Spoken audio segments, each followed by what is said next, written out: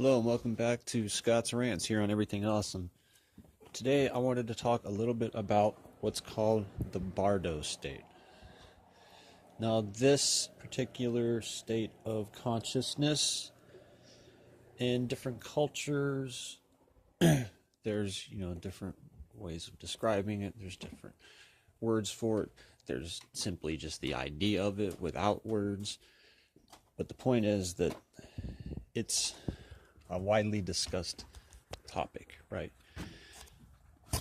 And what it is, it's a Buddhist or Tibetan Buddhist term, and it's related to death and rebirth. It's like a stage. It's considered an intermediate stage, or Bardo. It's a dream-like state, and it happens between death and rebirth, according to the Buddhist. Supposedly it goes on for a certain amount of time, and then we take rebirth. So when we take rebirth, the state ceases, and we perceive the world of our next life, according to Buddhists. Now there is, believe it or not, a lot of scientifically verified phenomena that can be associated with this. For instance, DMT, near-death experiences, dreams, even the concept of lucidity. See, in Buddhism, the goal is to become lucid in this life, in both our dreams and our waking life. And we know for a fact that lucid dreams is actual real phenomena. That's been scientifically proven. So their goal is to maintain this level of lucid consistency in their life so that they can, when they pass, die lucidly, basically. Now, DMT has been associated with near-death experiences. And people can say, oh, well, near-death experiences are anecdotal. But to the people who experience them, they're not anecdotal at all. They're real. They happened. And they're anything that exists, there has been research for, despite what some people will say. Like I was talking about in another video, there's ideas and notions out there that about certain things, and they're not true, and they spread all around the world, and people assume because that they're popularly said and believed that they're true. Like karma. Karma isn't what people think it is, and I just did a video on that. I'll link to that at the end of this. But the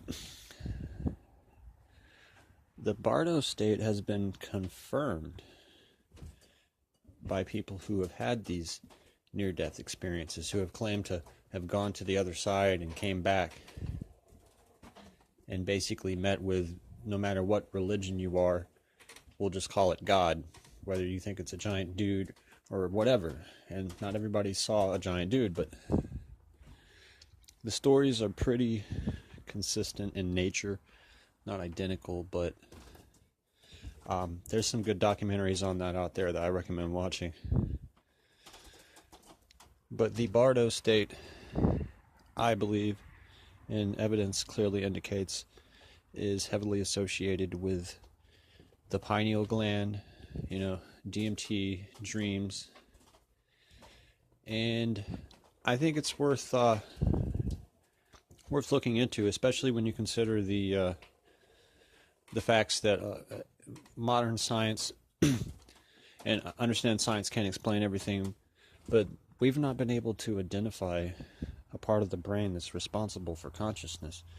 And in fact, it's been postulated that consciousness doesn't necessarily exist within us, almost like it's being projected into us. And these experiences of going back to where we came from tend to somewhat indicate that as truthful in a way, because it's almost like,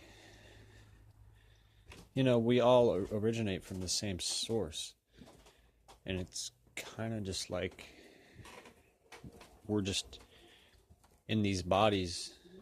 Well, it's not like it is. We're temporarily in these bodies. I mean, I don't understand. I don't know what the purpose is. We could speculate all day, but fact of the matter is there's plenty of evidence to go along with the Bardo state. And the Buddhists are an underrated culture. You know, they've been practicing lucid dreaming for tens of thousands or however, zillions of years. But only recently has it been scientifically verified, which goes to show us that just because something isn't scientifically proven doesn't mean it's not true. Because this was, they were doing this for a long time, way before science jumped on board. And it was true. And before we knew anything about DMT, before we even knew that DMT existed, and that it had some sort of connection with these near-death experiences and out-of-body experiences and dreams and everything else, and the pineal gland. Before we knew anything about the pineal gland, the Buddhists knew, they saw the connection. So I just think it's really interesting. I'm going to put a link at the end of this video to a book on Buddhism for you to check out. Now, I'm not Buddhist per se. I like to research different cultures. I don't really claim to be, belonging to one only, but the Buddhists are one of the cultures that I tend to agree with and resonate well with. Much like Charlie Morley says, he doesn't claim to be a Buddhist, but he teaches lucid dreaming in the context of Tibetan Buddhism. And there's a lot to learn from these people. And I think it's very interesting, and we should consider it. So that's all for this short rant. Please let me know what you think in the comments below. Please subscribe. YouTube's changed their policies. They won't allow monetization until starting February 20th until you get at least 1,000 subscribers and so many hours of view time. So it would really help me out if you enjoyed these videos. Because if I can't make it with this, I don't know. I'm putting a lot of work and time into these. So if you do appreciate it, please give me a sub and come back for more.